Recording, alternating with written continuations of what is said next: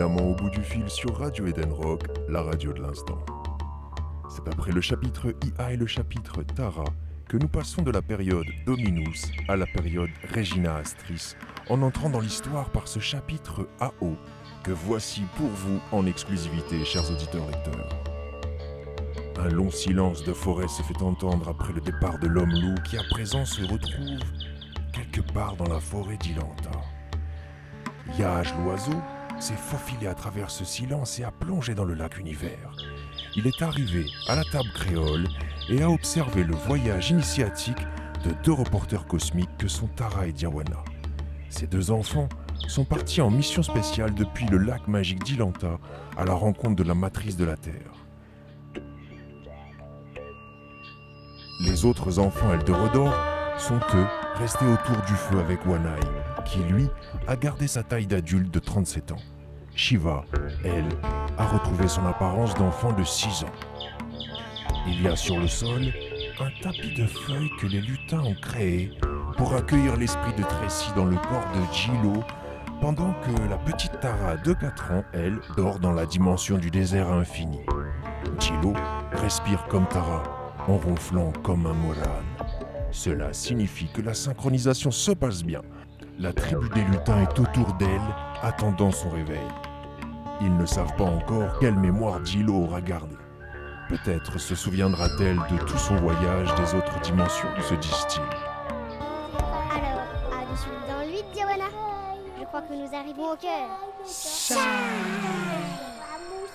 Voici maintenant que Unu, 10 ans, descend de l'arbre Mikazo. Il fait sa signature face à celui-ci en la terminant vers Mamou. Il dit « Arbre ». Un vent traverse la forêt et vient soulever le tapis de feuilles au sol. Plume le lutin monte sur l'une des feuilles d'or et surfe le souffle du vent comme une vague d'océan. Il arrive au niveau de Unu et se pose sur son épaule. Unu fait face à Maître Toussaint, 8 ans, qui se lève à son tour en faisant sa signature. Ils rejoignent les 3 frères Jinka. Ils forment à eux 5 un cercle. Ils mettent tous les 5 leurs 10 doigts au cœur et font le chai de Maître Toussaint ensemble. Une plume d'oiseau tombe au même moment au milieu du cercle. Plume, voyant une nouvelle occasion de surfer la brise, saute sur la plume blanche et réussit à maintenir le flux sans que la plume ne touche le sol, donnant l'illusion que le souffle venait de dessous la terre. Plume arrive même à remonter au-dessus de la tête des 5 maîtres. Il dirige la plume comme un surf de vent. Il maintient la proue de la plume de sa main droite, laissant sa main gauche caresser l'air. Son pied droit est posé sur l'arête de la plume et son pied gauche tient les poils de la plume coincés entre ses orteils. Il effectue un backflip, une figure qui ressemble à un looping, et se pose sur le rocher Sen, l'espace où se trouve Gilo qui dort encore. Plume se met alors à la regarder de plus proche.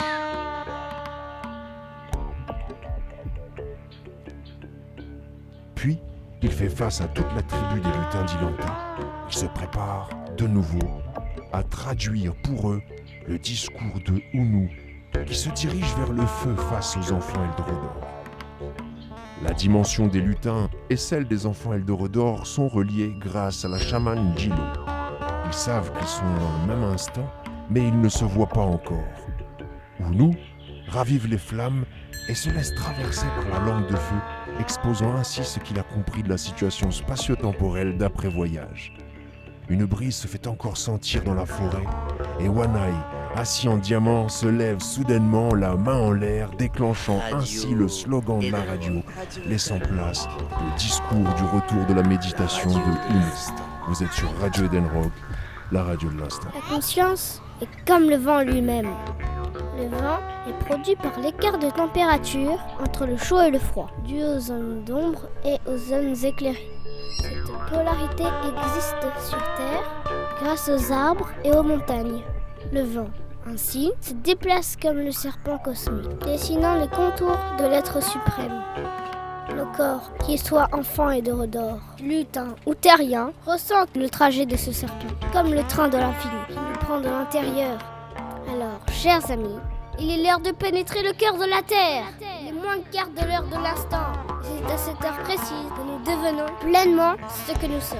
Nous sommes émission et réception, avec capacité de stocker l'information, afin que notre inconscient la transmute dans un mouvement de création, celui de construire la matrice de sa réalité, découvrant ainsi la magie naturelle de la sérendipité, l'action de trouver sans chercher. Le corps est donc comme l'antenne de cette radio, gardant un mouvement de polarité parfaite. L'ego, s'il est stable, permet de sentir la personne représente dans l'instant, sculpté par chaque personne dans son même instant. Dès qu'ils se mettent à bouger, faisant une action pour avoir ce qu'il est déjà, il détruit peu à peu l'antenne qu'il est, car c'est incohérent de vouloir quelque chose que l'on est déjà. Pour illustrer ainsi l'antenne qu'on est, il faut pouvoir générer une intensité comme celle d'un soleil. Une information intensité représente le mouvement de conscience qui révèle constamment ce dialogue entre la personne et le personnage. Le personnage est intense car il a la mémoire de la traversée de la personne. Et si le personnage, il devient l'instant lui-même. Nous sommes aussi ces enfants Eldorado qui tournent sur le cycle du 9. Nous l'avons juste oublié. Et ceci nous a mis complètement à l'envers sur Terre. Mais le 9 à l'envers, c'est aussi le 6. Alors c'est en créant cette inversion géométrique que le mouvement du 8, autrement dit celui de l'infini, existe. C'est ce mouvement infini que nous avons banalisé de notre rapport à l'instant sur Terre.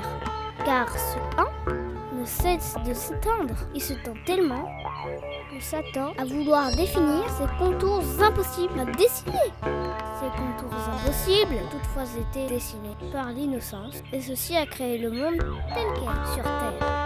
Mtopapaka, devenu commandant des missions pour les lutins, a réussi à pénétrer la Terre lors de son vol sur le dos du dragon rouge. De retour de son voyage, il avait tout oublié. Il est parti méditer dans la grotte du désert, et c'est en voyant ce dessin qu'il s'est rappelé en ce moment de tout son voyage. C'est d'ailleurs dans cette même grotte que la petite Tara est arrivée sur Ilanta.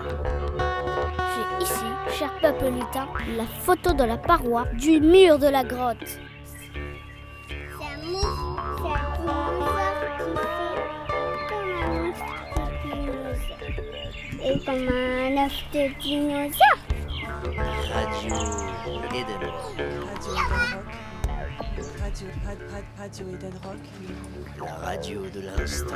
Nous sommes avec VJ, à qui nous remercions d'avoir prêté sa voix pour nous. Radio. À tout de suite dans le 8. Radio Eden Rock. Radio Eden Rock. La radio de l'instant. Coucou, je suis sur Radio Rock et je vous dis salut tout le monde. Radio Et Eden. un jour peut-être que je travaillerai vraiment dans cette radio. La radio de l'instant.